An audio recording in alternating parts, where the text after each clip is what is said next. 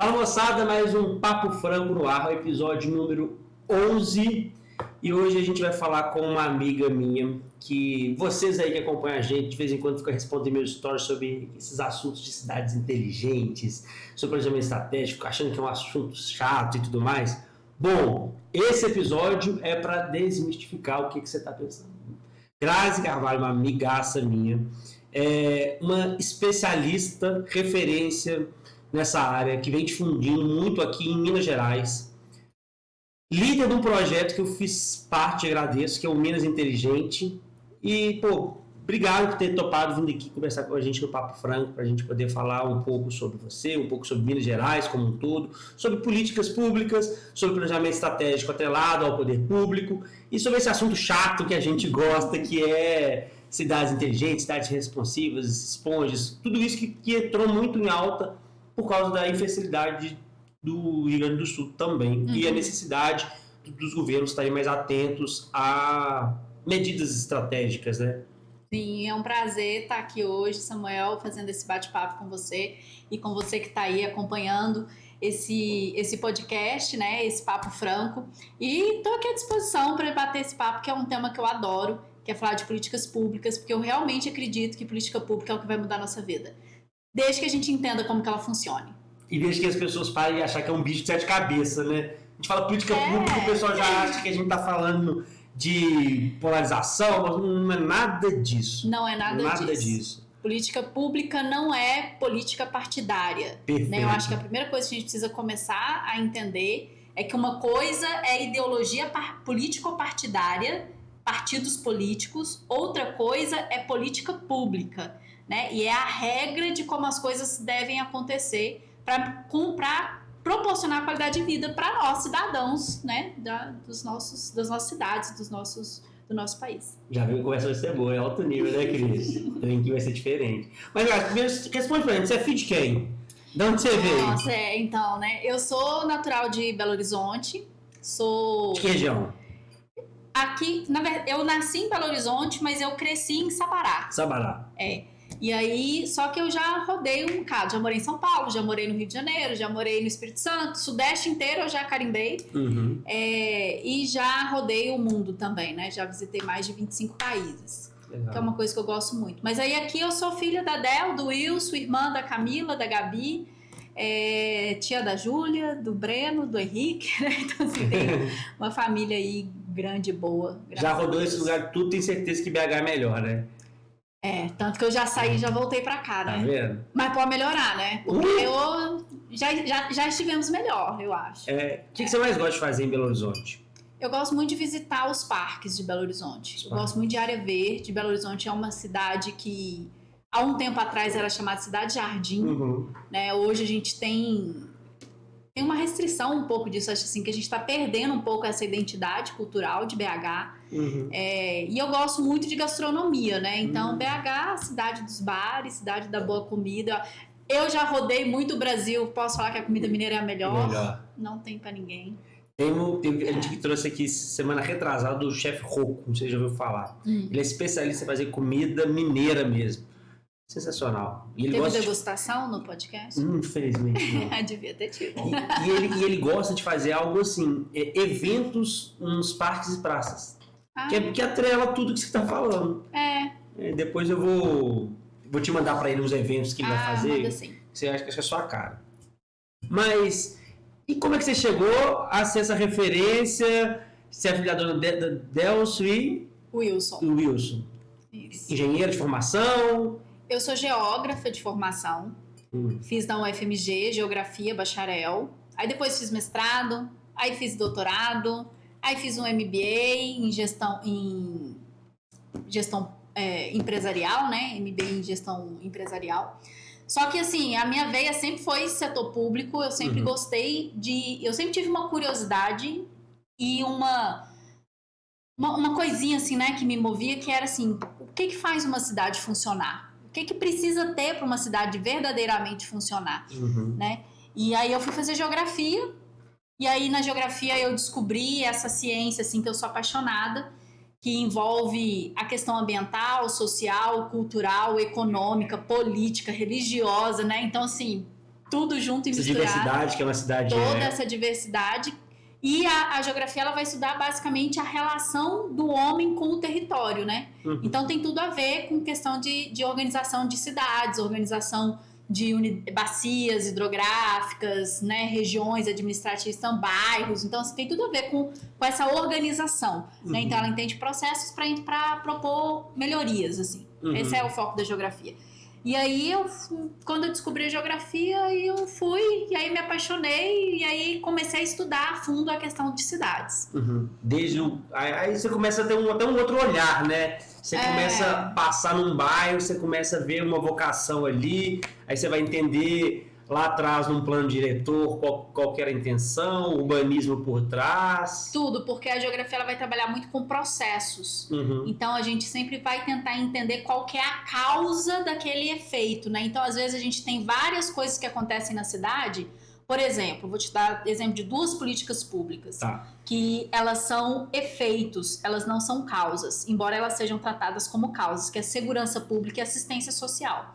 Segurança pública, ela é um reflexo de um monte de outras políticas que não funcionou. Então, para uma pessoa chegar a roubar, para ela chegar a matar, é porque ela tem uma família desestruturada, ela não teve condição de ter um trabalho, de ter um emprego, de ter renda, não tem moradia, a casa dela não tem água, não tem esgoto. Então, assim, ela tem uma série de outras coisas que não funcionam, que aí ela acaba indo por um caminho, que aí ela tem 2 caminhos. Ou ela vai cair no caminho da criminalidade, ou ela vai cair no caminho da assistência social, né? Vai atrás do Bolsa Família, da cesta básica e etc e tal. Então, quando você tem essas 2 políticas públicas sobrecarregando a questão na cidade, na gestão da cidade, colocar policial na rua, dar mais isso não vai resolver o problema, porque isso não é causa, isso é efeito, isso é reflexo. Então a gente tem que ir lá atrás e ver o que está acontecendo, de onde que surgiu, onde que está a falha no processo. Então é uma série de coisas, normalmente você tem de 4 a 5 outras políticas públicas que não estão funcionando, que vai desencadear lá na segurança pública e na assistência social. E o que você falou é muito importante, porque aí a gente começa a perceber que a resposta para esses efeitos, eles não são tratados aqui. Então, se a gente aumentar o efetivo policial, aumentar penas, como a gente vê em várias discussões, isso não vai impedir que o crime aconteça, isso não vai impedir que a pessoa vá para a rua, se dependendo da outra medida. Não, vamos criar outros centros. Lá atrás, se você não fizer outras medidas que não vão ser vistas eleitoralmente falando, de curto prazo, não vai resolver, né? A gente está falando de um plano bem maior. Sim, e política pública, em média, ela demora de 4 a 7, 8 anos para dar resultado, né? Então, se você considerar que existe um caminho que precisa ser trilhado para você conseguir, a partir do momento que você identificou um problema e criar ali uma série de aparatos, né? Que a política pública vai exigir, que são instrumentos normativos, desenvolver projetos, captar recurso, treinar as pessoas, né? Então tem uma série de ações que vão precisar ser feitas, até que isso consiga chegar na ponta e que chegue na ponta com qualidade também, porque não adianta também você fazer tudo isso e o projeto não melhorar a qualidade de vida da pessoa. E a gente tem vários exemplos de coisas que não funcionam lá na ponta. E aí, tem exemplo de alguma política pública dessa que não deu certo? De projetos que não deram certo? Não, você tem vários projetos, por exemplo, que todo projeto que não trata a causa do problema, ele não vai resolver o problema. Então, por exemplo, não que eu tô falando que isso não tenha que ser feito, mas fazer só isso não vai resolver o problema. Por exemplo, você só dá a Bolsa Gás, a Bolsa Família ou a cesta básica para a pessoa, sem dar para ela a condição de sair do estágio de vulnerabilidade social, a pessoa nunca vai sair dali, porque ela não tem ferramentas. Ela precisa, junto com a bolsa, junto com a cesta básica, receber um treinamento. A política pública ela precisa fazer um projeto de parceria para poder reinserir essa pessoa no mercado de trabalho, né? E aí, então, tirar aquela pessoa da fila do assistencialismo, né? E dar para ela autonomia. Isso é o tipo de política pública que funciona, mas em sua grande maioria você não vê isso casado, você só tem a pessoa recebendo ali a subsistência que mantém ela naquela condição de vulnerabilidade e ela não consegue subir de faixa, né? Mas social. você acha que isso no Brasil acontece por causa de quê? Você acha que os gestores públicos, eles não são treinados, eles não são formados, não são técnicos para ter essa construção? Eu acho que no Brasil isso virou, infelizmente, uma cultura. Assim, durante muito tempo teve-se o interesse de manter aquelas pessoas naquela condição, então não dava-se para elas ferramentas para que elas pudessem fazer essa transição de estágio social. E com o tempo, isso foi virando uma cultura. E aí você vê assim, mas sempre foi assim, aqui isso é desse jeito mesmo, é assim que a gente faz, tem anos que é desse jeito. E as pessoas, sei lá, elas não estão conseguindo pensar hoje fora da caixinha. Eu participei de um projeto em um município minerador, um município que está entre as 10 maiores economias do Brasil, um município que não tem nem 15 mil habitantes. E nesse município, em torno de 15% da população dependia da assistência social. E não é falta de dinheiro. Pelo contrário. Muito pelo contrário, tem muito dinheiro para poder fazer. Então, assim, por que não faz? Né? Porque ali, fala assim, gente, vocês já pensaram em criar... E aí, assim, às vezes é porque não há interesse mesmo. Às vezes é falta de conhecimento. Às vezes é falta de compreensão, de visão, de conseguir enxergar que é possível. Às vezes falta alguém, sobretudo nesses municípios, né? O Brasil tem 75% dos municípios tem menos de 50 mil habitantes. Então, a gente é tudo cidade pequenininha, né? E muitas vezes nessas cidades, as lideranças, elas, em sua grande maioria, não tem nem curso superior. Então, às vezes, é falta de conhecimento, é falta de chegar alguém e falar assim, você sabia que você pode fazer uma parceria com o supermercado, né, com a associação comercial, e criar aqui um mecanismo para poder inserir essas pessoas no mercado de trabalho? Então, falta alguém com essa visão para chegar nesses municípios, que é 75% do mercado, e falar, você pode fazer diferente. Olha aqui, nem é tão difícil, porque a gente faz, nesse mesmo município, a gente fez uma oficina.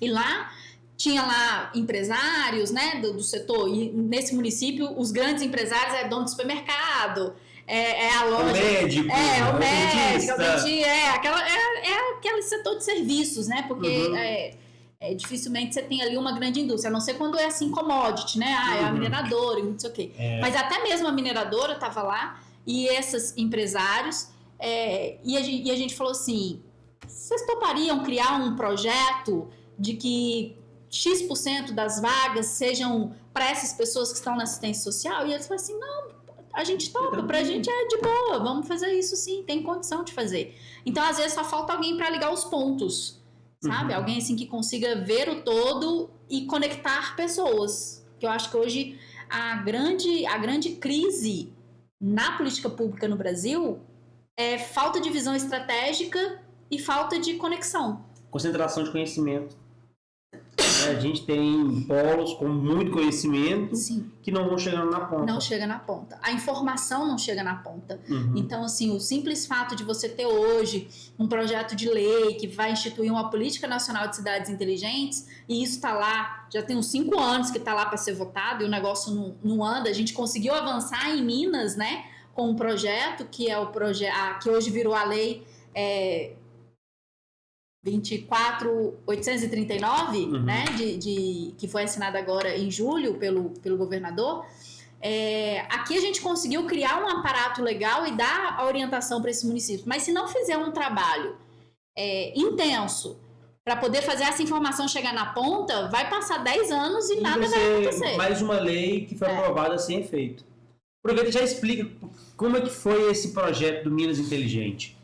Nossa, esse projeto, ele nasceu ali através da coordenação do deputado Rodrigo Lopes, né? O deputado Rodrigo está no primeiro mandato dele. Ele, antes de ser deputado, ele foi prefeito por 2 mandatos na cidade de Andradas, no sul de Minas, um município de 40 mil habitantes, mais ou menos. E Andradas foi o primeiro município que eu apliquei a metodologia de cidade inteligente quando o Rodrigo era prefeito. Então, vem desde lá de 2019... esse contato, né, e eu trazendo essa metodologia. E aí o Rodrigo teve acesso a essa metodologia, aplicou no município dele, deu super certo. E aí ele se candidatou para deputado, foi eleito, e aí ele trouxe a pauta de cidades inteligentes. Então vem desse histórico, né? E enquanto deputado, ele criou uma frente parlamentar, que é a Frente Parlamentar a Favor dos Municípios. São 8 deputados que tem ali. E uma das pautas que essa frente parlamentar trata é a questão de cidades inteligentes.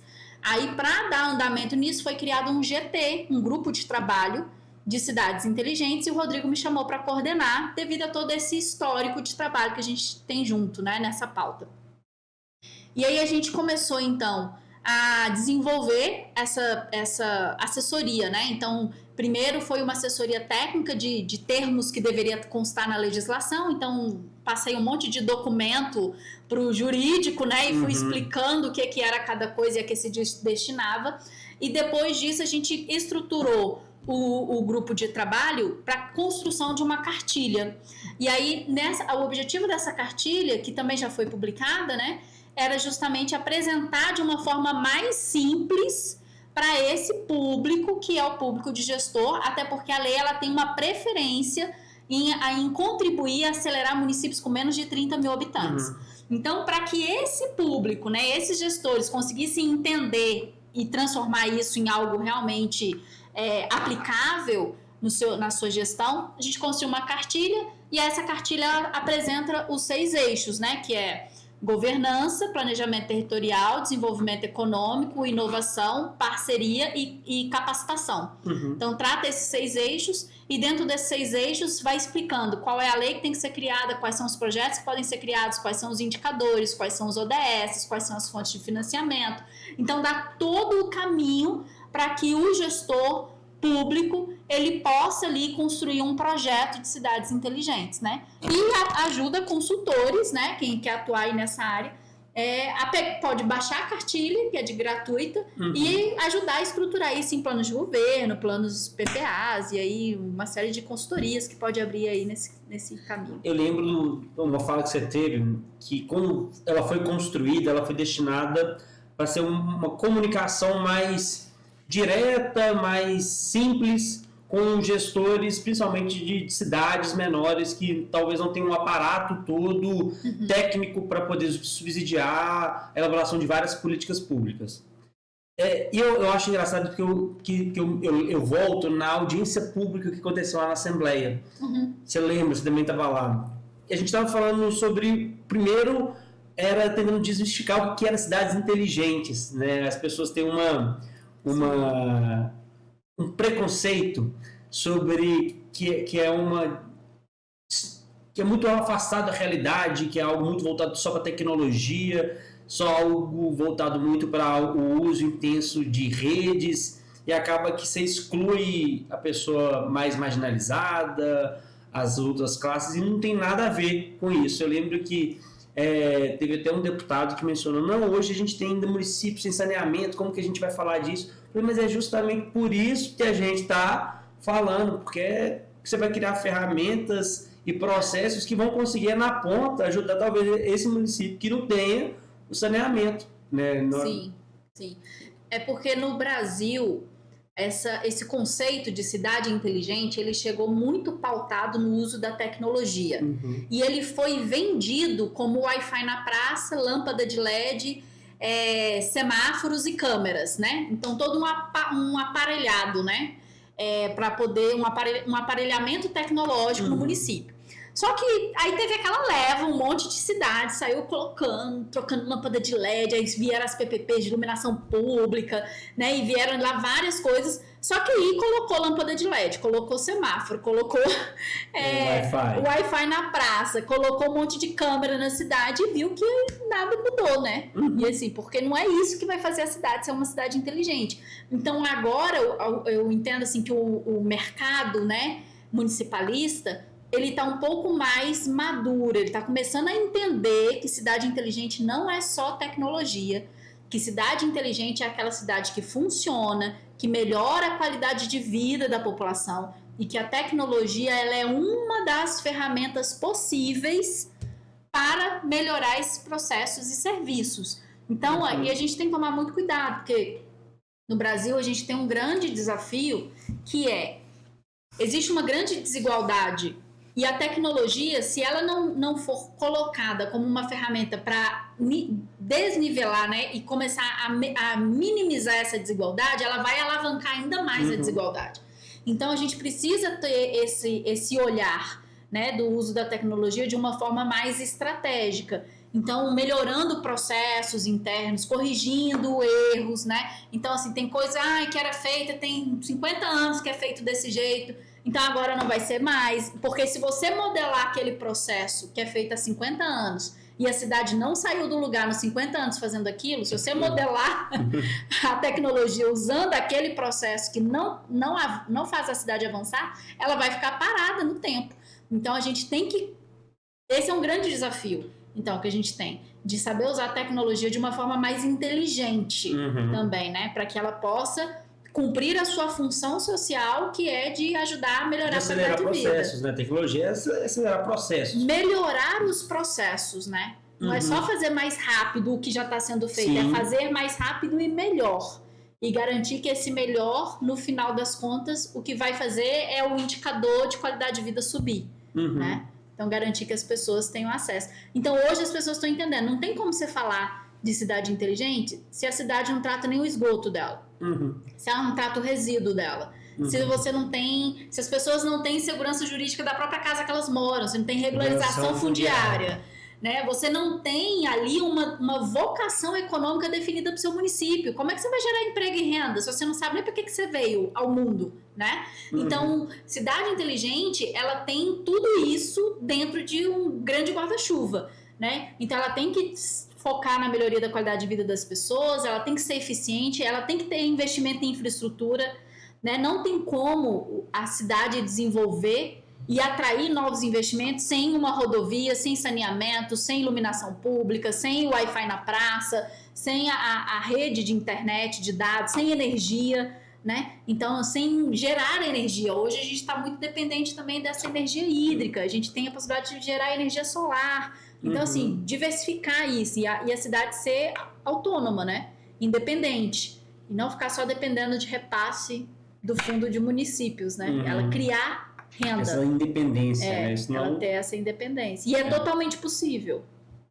Você tem mecanismos e ferramentas para isso?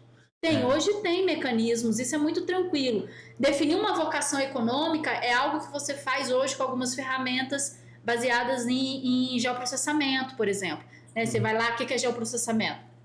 É você pegar um drone, pegar um satélite, tirar uma fotografia do território, entender onde que tem mata, onde que a cidade está crescendo, onde que já está ocupado, onde que não está ocupado, para onde que a cidade pode crescer. Então, você organizar o território, identificar as grandes vias, identificar esses eixos, né, que podem ser eixos logísticos, e aí você começa a criar usos que permitem atrair empresas, e aí você começa a identificar, por exemplo, faz o cálculo de potencial solar, identifica se aquela cidade ela tem um potencial para calcular, para produzir energia solar ou não. Então, assim, você tem várias ferramentas possíveis, e você tem várias, né, hoje você já consegue criar mecanismos usando a própria Agenda 2030, né, que é os Objetivos do Desenvolvimento Sustentável, que de todas as metodologias para se criar cidades inteligentes e sustentáveis, eu acho que ela é a melhor, não só porque 193 países adotaram, mas como é uma metodologia que te ajuda, inclusive, a captar recurso.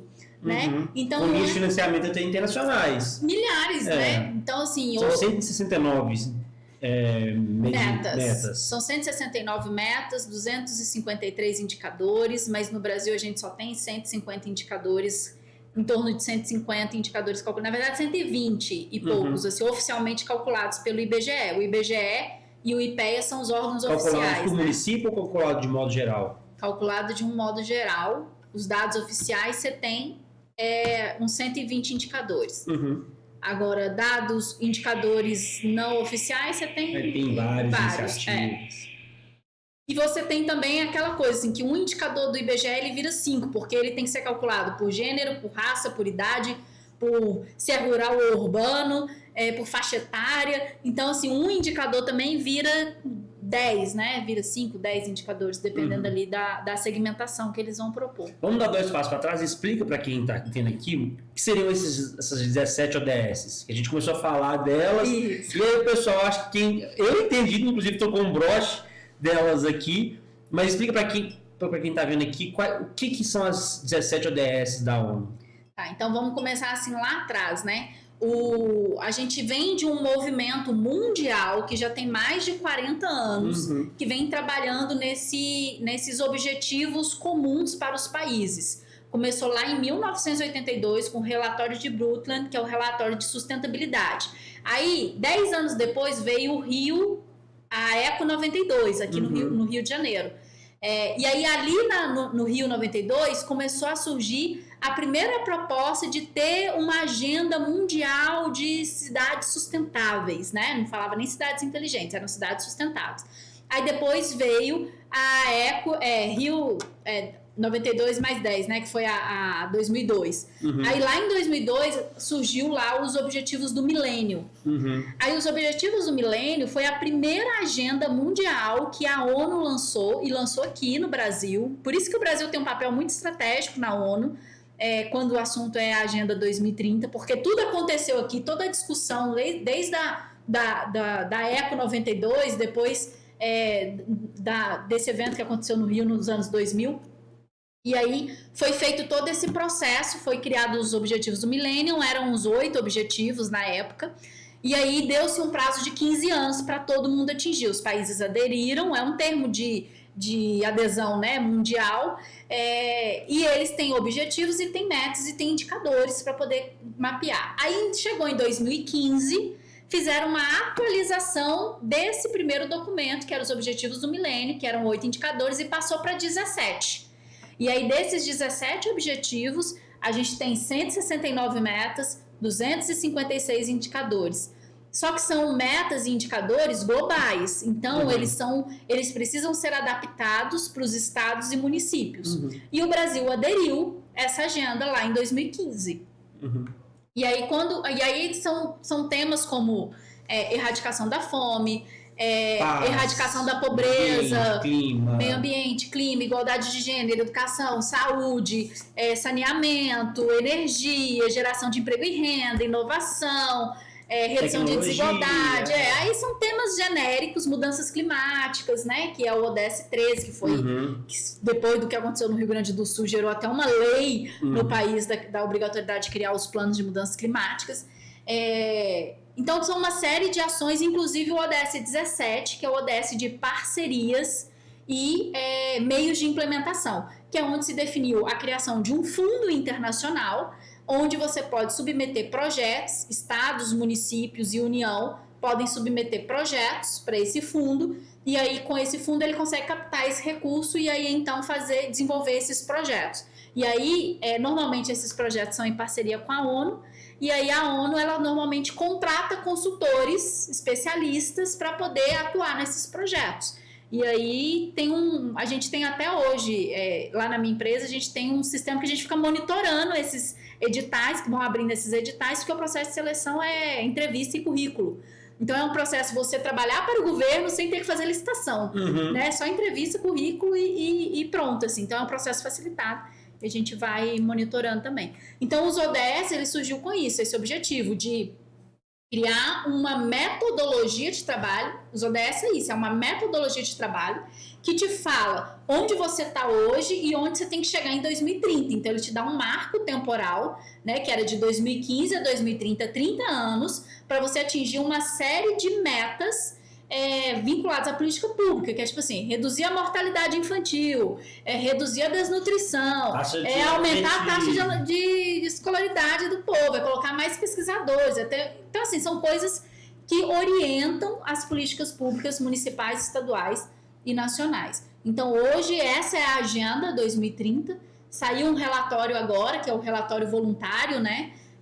Mostrando que o Brasil tem grandes desafios para poder atingir, muito porque a gente passou por um momento político, né? que de 2015 quem estava no governo era a presidente, era a Dilma, e aí em 2017 veio o impeachment, e aí ficou aquela instabilidade política, aí do Temer ficou 2 anos, o Bolsonaro ficou 4, e nesses 6 anos não teve um avanço nessa política pública, na questão da agenda, não teve investimento de projetos do governo federal para isso. Agora foi retomada essa agenda, e todos os ministérios hoje, eles estão orientados a investir em projetos vinculados à Agenda 2030.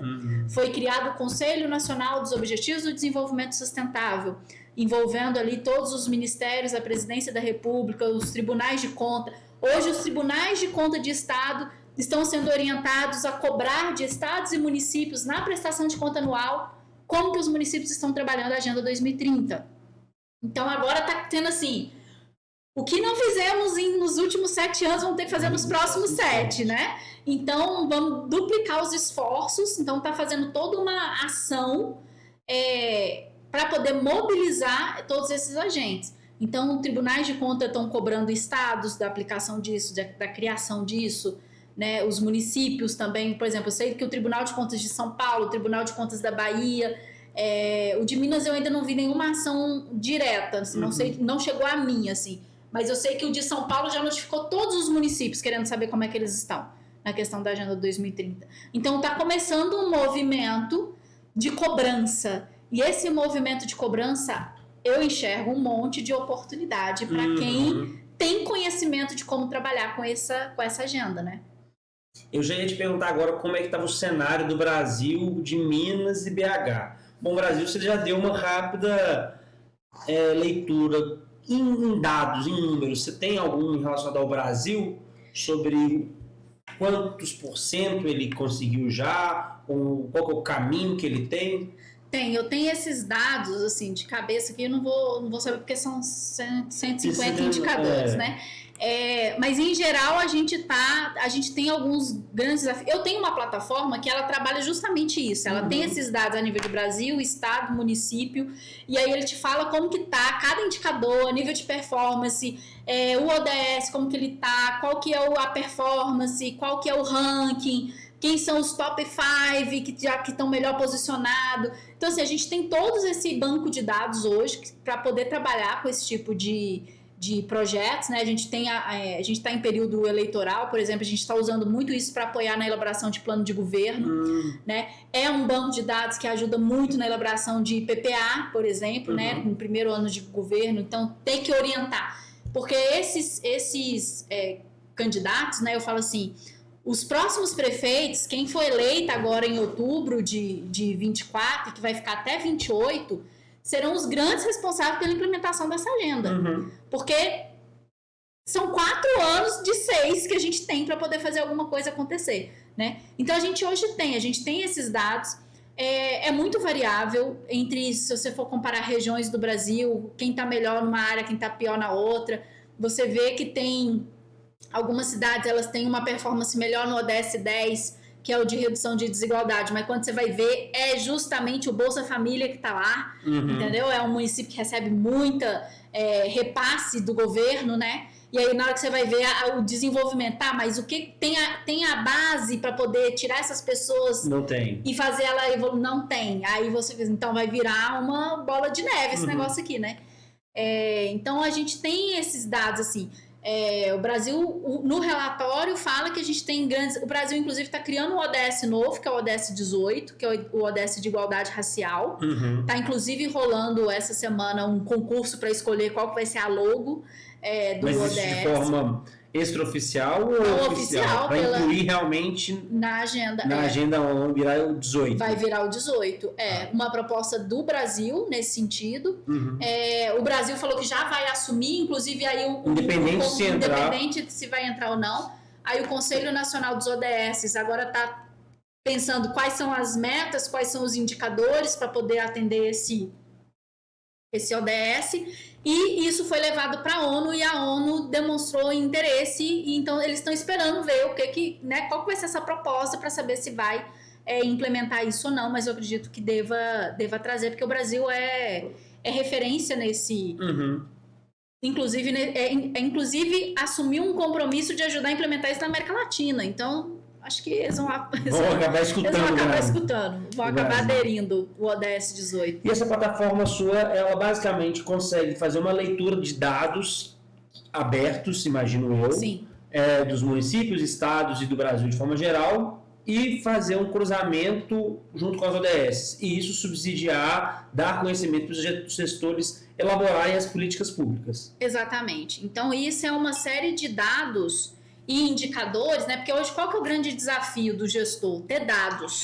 E você precisa, inclusive, para você conseguir esses dados e montar essa informação, essa análise, você precisa que os dados eles sejam abertos ainda, inclusive, né? Eles sejam disponíveis. Sim. E hoje você tem, como eu falei, 70% dos municípios no Brasil tem menos de 50 mil habitantes. Tem menos de 50 mil. E normalmente, nesses municípios, não tem ali um especialista, um analista de dados, um estatístico, né, um profissional de banco de dados, de TI, que entenda, que não faça só a manutenção do computador, mas que entenda de banco de dados, que entenda dessa estatística que precisa ser construída. Normalmente não tem isso nesses municípios. Então, o objetivo dessa plataforma é justamente ser esse braço técnico. Então, ele já mostra tudo pronto, né? Então, é um banco de dados que a gente demorou quase 2 anos para conseguir montar e organizar, porque no Brasil não tem padrão, né? Cada um está num formato, num estilo, Então, até pegar tudo, padronizar, organizar esse banco de dados e conseguir gerar a informação dele, foi quase 2 anos de trabalho da equipe. Se você pegar Belo Horizonte, passa um ano para o outro, já não tem padrão. Enfim, aqui no Brasil, né? Quando você vai trabalhar.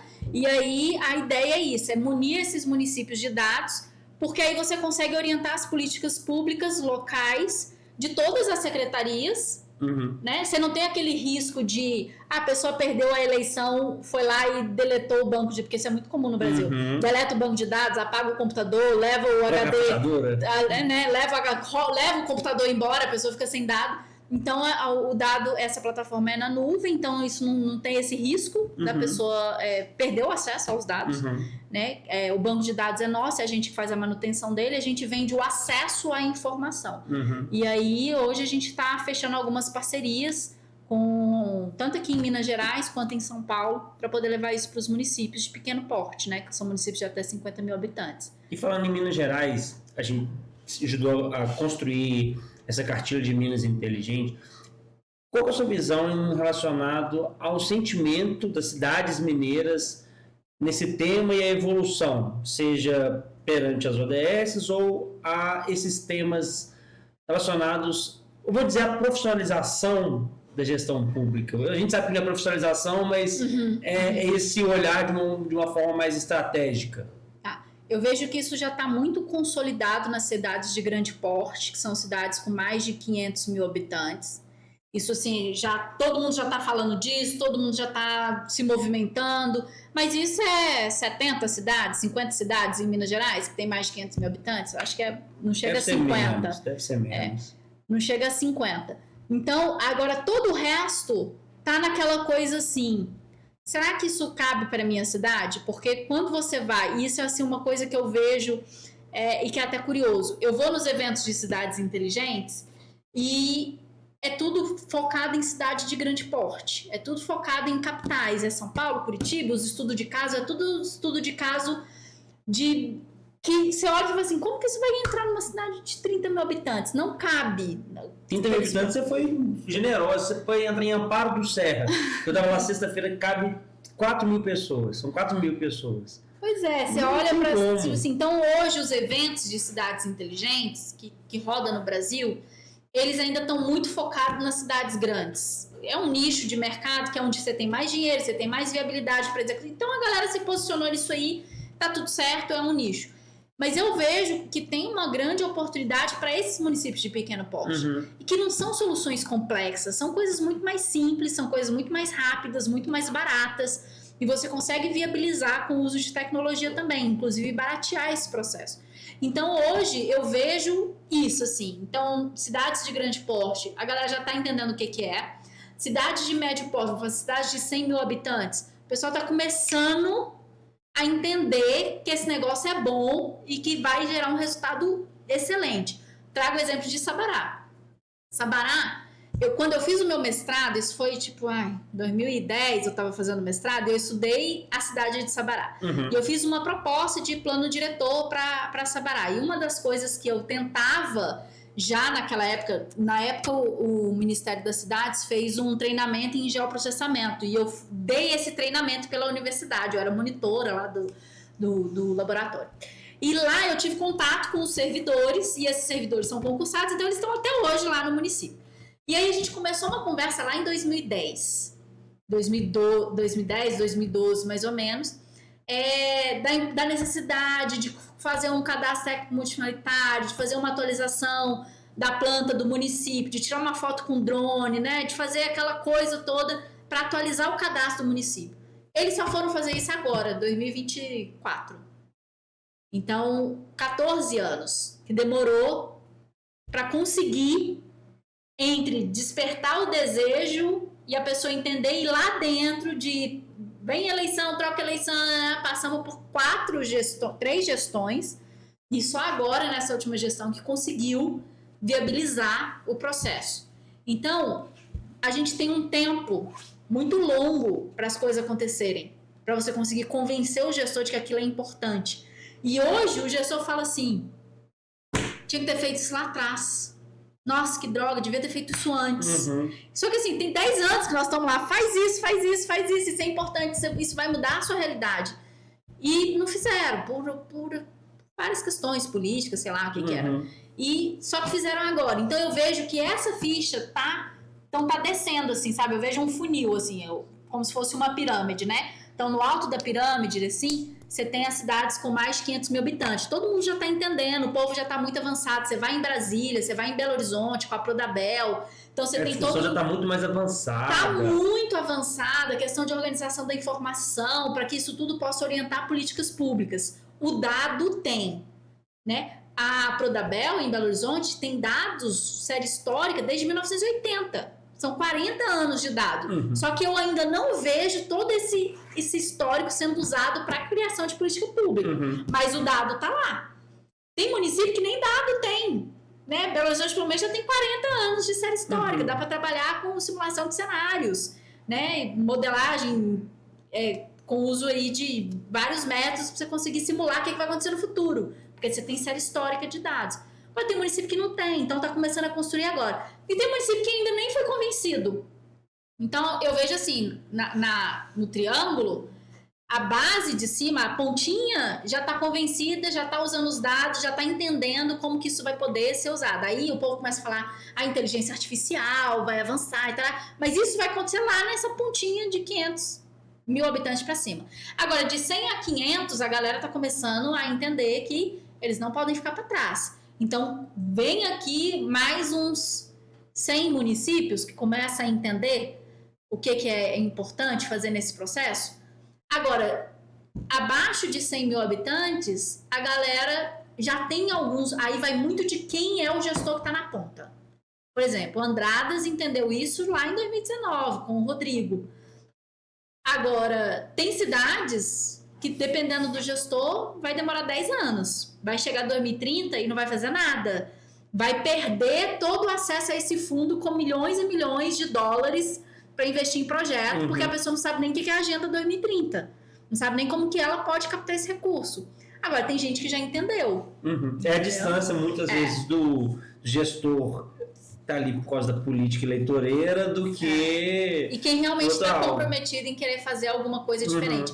Mas mesmo quem está ali por uma questão eleitoreira, já entendeu por uma série de aspectos tributários que o repasse da União vai começar a diminuir para os municípios, né? Nos próximos anos. Você tem a reforma tributária, você tem uma série de ações ali que o fundo de participação dos municípios vai cair.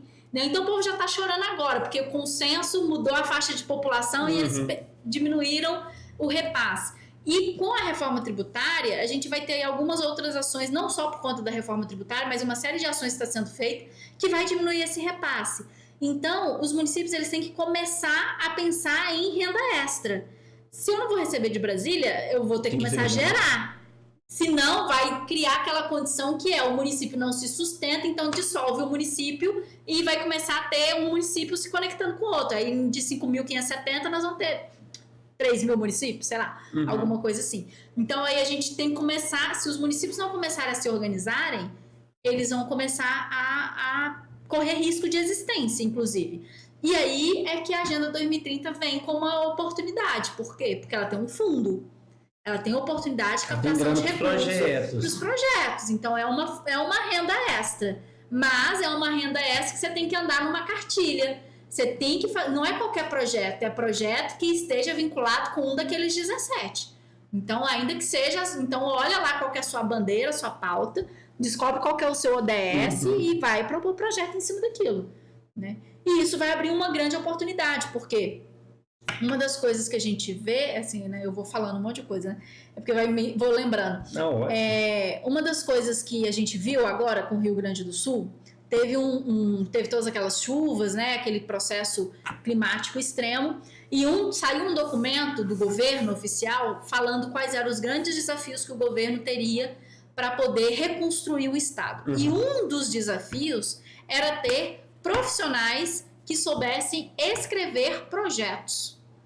Não que o pessoal do Rio Grande do Sul não saiba escrever projeto, mas porque você teve ali um momento que era o Estado tendo que escrever projeto para 400 municípios ao mesmo tempo, em trocentos segmentos diferentes. Era projeto para saúde, para educação, para cultura. Então, assim, não tinha mão de obra, quantidade de gente suficiente, e os que tinham estavam psicologicamente abalados, porque perderam pais, perderam a casa, e não conseguiam sentar para escrever um projeto. Então, esse é um grande gargalo. E aí a gente vê que nesses municípios que tem ali menos de 100 mil habitantes, esse é um gargalo em todos eles. E é 70%, 80% dos municípios no Brasil. Então, existe um grande mercado, sabe? Eu vejo assim, e que em Minas Gerais, você perguntou, né? Qual que é o cenário de Minas? Em Minas Gerais, isso vai ser potencializado com o programa Minas Inteligente. Por quê? Porque a lei do programa Minas Inteligente, ele traz no artigo 4º dele alguns princípios, e um dos princípios é o atingimento dos objetivos do desenvolvimento sustentável. Então, o Estado já falou, nós vamos incentivar os ODS aqui, já está numa política, já está aprovada em legislação. Agora, vai vir uma série de ações e fomentos que vai acontecer nos próximos anos para que isso possa acontecer. Tanto a Assembleia Legislativa, através das frentes parlamentares, a própria frente parlamentar, né, que o Rodrigo é o líder dessa frente, já se comprometeu aos municípios da base deles, eles destinarem emendas parlamentares para ajudar a implementar projetos nessa área, nessa linha, quanto o próprio governo está criando projetos. Então, eles têm editais, eles estão trabalhando com a questão, muito com a Secretaria de Desenvolvimento Econômico, né? Tem um programa Cidades do Futuro, ali dentro eles estão trabalhando com questões tecnológicas, e aí ajudando capacitações, treinamentos. Então, tem uma série de ações que em Minas Gerais, a gente agora, com a legislação, a gente tem o aparato legal que nos permite pegar dinheiro do orçamento do Estado e falar, vamos investir nesse tipo de coisa. Porque esse é um critério, né? Você não pode pegar dinheiro público e colocar em qualquer coisa, mas você pode colocar em qualquer coisa que esteja escrito na lei. Então, a lei fala que pode, então agora a gente pode pegar dinheiro e falar assim, vamos destinar parte do orçamento para investir em cidades inteligentes. Agora a gente pode. Né? Então, e com foco nos municípios com menos de 30 mil habitantes. Então, a gente vai ter aí, os próximos prefeitos vão ter uma oportunidade em Minas Gerais de entender como aplicar isso. Agora, eles têm que estar sabendo disso, né? Que esse é o grande desafio aí que a gente vai divulgando. Que o Minas Inteligente agora tem que rodar. Tem que rodar. Minas para poder informar. São mais de 5 mil municípios. Sim. Mais de Minas, 853 municípios. Tem que rodar, tem que chegar essa informação. Tem que chegar, esse é o grande desafio. E BH, como o BH, ela tem lidado com essas duas situações? Primeiro as ODS, as 17 ODS, as medidas do Belo Horizonte, e essa questão do planejamento estratégico perante suas políticas públicas. Eu vi que recentemente o BH até recebeu um prêmio relacionado a cidades inteligentes a nível global. Não vou saber qual foi a instituição chegou a dar para BH, mas BH tinha sido considerado como uma das cidades mais inteligentes do Brasil, enfim. Esses prêmios, normalmente, eles são vinculados a eixos específicos, né? Uhum. Então, eles não estão avaliando a governança como um todo. Você submete um projeto, e aí esse projeto é avaliado, e se esse projeto ele é melhor que os outros projetos submetidos, aí você ganha um prêmio. Então, esse é algo que tem acontecido muito no Brasil, nesses rankings de cidades inteligentes do Brasil, que na hora que você vai ver, é um projeto na área da educação, mas a saúde está péssima. Um setor específico está funcionando, mas o outro está muito ruim. Então, não existe hoje no Brasil um prêmio que faça uma visão de governança, de todos os setores estão funcionando, entendeu? Hoje não tem. Então, assim como em Belo Horizonte, você tem coisas que funcionam, você tem setores que poderiam estar melhores, né? Agora, quanto aos ODS, Belo Horizonte é uma cidade referência na questão de análise de dados. Dado para calcular os ODS, a gente tem até em uma escala melhor do que o próprio IBGE calcula. Agora, se isso está sendo usado de forma estratégica para criar políticas públicas... Eu não sei te responder. É um outro formato. Mas que o dado Belo Horizonte tem. Belo Horizonte tem. Eu estava até analisando recentemente, Belo Horizonte tem, se eu não me engano, é a segunda cidade no Brasil, atrás de São Paulo, com maiores dados abertos, né? Sim. Inclusive com dados com maior qualidade que o próprio São Paulo. Sim. Só que no parâmetro global, ambas estão abaixo da média que seria o ideal para cada cidade ter, né? E Belo Horizonte, assim, o Brasil tem menos de 20 aceitáveis, na verdade. Na verdade, assim, Belo Horizonte, eu acho que Por que você acha que tem esse distanciamento? Se tem uma quantidade razoável, você tem qualidade para isso. Você acha que falta o quê? Para o gestor pegar isso e transformar, em aplicar? Então, o que acontece assim? Vou trazer os dois exemplos. São Paulo tem um projeto que chama GeoSampa. O GeoSampa é um projeto que ele coloca todos os dados disponíveis da cidade de São Paulo. Se você quiser comprar uma casa em São Paulo, você entra no GeoSampa, você vai ver se tem metrô perto, se tem linha de ônibus, se tem supermercado, tá tudo lá disponível, aberto. Você só não tem dados sensíveis, né? Quem é o proprietário e telefone, CPF da pessoa, isso você não tem. Mas qual é o uso do solo? O que você pode fazer naquele solo? Se você pode construir casa, se você pode construir prédio, ou se é comercial, o tipo de uso que você pode ter, tá tudo aberto. Belo Horizonte também, tá tudo aberto. O projeto de BH chama BH Map. Só que qual que é a grande diferença? São Paulo divulga isso e faz um trabalho intenso para transformar, para que a população use esse dado. Então, a Prefeitura de São Paulo, e eu conheço os meninos lá do GeoSampa, né, a Lu, à frente lá do projeto, eles fazem hackathons, eles fazem, para quem não sabe o que é hackathon, né, é uma feira de tecnologia, eles falam assim, temos esse desafio dentro da prefeitura, use os dados do GeoSampa para propor uma solução, e quem propor a melhor solução vai ganhar um prêmio, né? Então eles fazem isso, eles fazem hackathons, eles fazem concursos de projetos, eles fazem uma série de coisas para que a comunidade use. O objetivo da Prefeitura de São Paulo é que nas escolas de ensino fundamental os meninos abram o GeoSampa e façam os trabalhinhos para casas, os trabalhos da escola usando essa base de dados. Belo Horizonte não fez isso.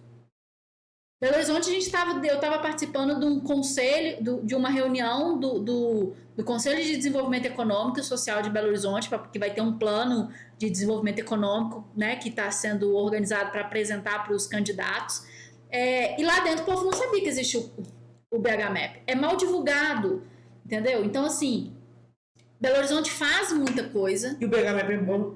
O BH Map é ótimo, ele é uma ferramenta excelente, é uma ferramenta que não deixa nada para trás do GeoSampa, só que ninguém sabe que existe. Então, se é aquela coisa, né? Se você não sabe que existe, não é bom. Ninguém usa, então não cumpre a função. né? Então poderia ser, por exemplo, São Paulo consegue usar o GeoSampa para poder atrair empresas. O BHMAP não cumpre muito essa função, porque o próprio Conselho de Desenvolvimento Econômico não sabia que ele existia, entendeu? Então, assim, eu acho que falta uma visão mais estratégica para BH. Eu já vi o BHMAP sendo muito usado lá na Câmara para pedido de poda de árvore e de zoneamento de nome de rua. Você vê como é que restringe a pouca coisa sua funcionalidade. É um uso muito básico, né? E ele tem possibilidades ali imensas. E eu vejo assim que o próprio departamento, assim, eu tenho pessoas, né, que eu conheço que trabalham dentro da prefeitura e eu falo assim, nossa, por que vocês não fazem isso? Por que vocês não fazem? Vocês têm os dados, né? Porque vocês... o coordenador não quer, o gerente não quer, não vê necessidade. Essa que é uma coisa que eu fico pé da vida. Porque a gente está numa capital que tem grana pra caramba. O BH tem 20 bilhões de orçamento no ano. Tem um celeiro de inovação enorme na própria cidade. Você tem aqui profissionais de altíssima capacidade, e às vezes você tem situações como essa que você tem uma iniciativa privada, público-privada assim, que olha muito para essa questão, você tem dados, você tem condições e às vezes você trava muito no desenvolvimento da política. Por quê? Sabe? Será que é só por questão política mesmo? Ou é uma coisa que eu não consigo entender, sabe? Eu acho que a gente está chegando no momento que as pessoas vão começar a entender que algumas funções, elas são muito estratégicas para você colocar qualquer pessoa. Às vezes eu vejo pessoas assim que não entendem nada do assunto coordenando um setor. E justamente porque ela não entende, ela inviabiliza que aquele setor alcance todo o seu potencial. Então, eu acredito que a gente está chegando no momento, sobretudo nas grandes cidades, que as pessoas vão começar a entender que precisa ter algumas indicações mais técnicas, algumas indicações mais estratégicas para ocupar alguns setores, entendeu? Porque só colocar o tio, o primo, o vizinho... Já deu. Acho que a gente passou dessa fase. Já deu. Grazi, nós estamos caminhando para o final. Foi rapidão, né? A gente foi conversando aqui, foi uma beleza. Mas você não vai sair dessa última pergunta que a gente sempre faz. Que primeiro te agradecer, muito obrigado por você ter vindo aqui. Deixe suas redes sociais para quem está nos acompanhando.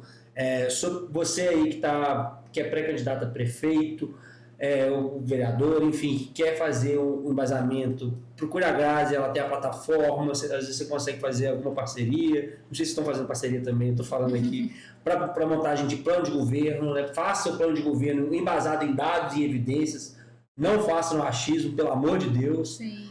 E queria te agradecer muito pela presença no dia de hoje.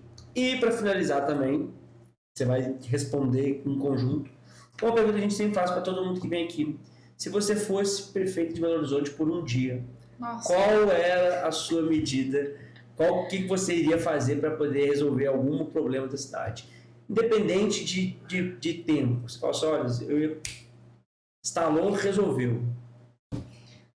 Nossa, BH tem tanta coisa para ser resolvida, né? Só uma? Só uma. Nossa. Eu acho que eu ia trabalhar na questão do bendito metrô de BH. Que desde que eu me entendo por gente, eu escuto falar que esse metrô vai sair e não sai.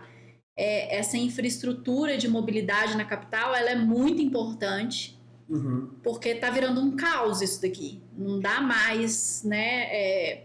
Ainda mais agora que estão pegando parte das vias e transformando em ciclovia. Então, você está tirando o espaço, né, do carro, colocando a ciclovia. Então, você tem... Só que o número de pessoas continua e a qualidade do serviço de transporte público em BH é ruim. O que não me faz querer deixar meu carro em casa para pegar o ônibus ou o metrô, me desestimula total. Eu tento, não consigo. Assim, ônibus em BH é uma tristeza. Então eu tentaria tipo assim, posso assinar o decreto? Destinar o orçamento para o metrô, vamos fazer aqui, Porque estudo de linha já tem, Só milhares. 6 linhas tem já. Estudo de VLT, Cristiano Machado, enfim. Estudo de mobilidade é o que mais tem. Eu acho que agora a gente precisa realmente entrar nesse... sair do estudo e entrar para a prática, né? Uhum. Eu acho que eu ia trabalhar aí. Perfeito. E suas redes sociais para o pessoal? Bom, se você quiser entender um pouquinho mais sobre cidades inteligentes, sustentáveis, Agenda 2030, ESG, como que faz projeto, como que você pode contribuir para acelerar cidades inteligentes e sustentáveis no Brasil, segue doutora.Grazi Carvalho no Instagram, vai ser um prazer. Ou só busca Grazi Carvalho, Cidades Inteligentes no Google, que vai aparecer as minhas redes todas. Redes, artigos, vai aparecer tudo. Prêmio. Site, prêmios, LinkedIn, YouTube. Segue nosso canal do YouTube, maior canal de políticas públicas do Brasil. São mais de 300 aulas gratuitas lá. Perfeito, viu, gente? Informação tá aí. Valeu, esse foi mais um episódio do Papo Franco. Até mais.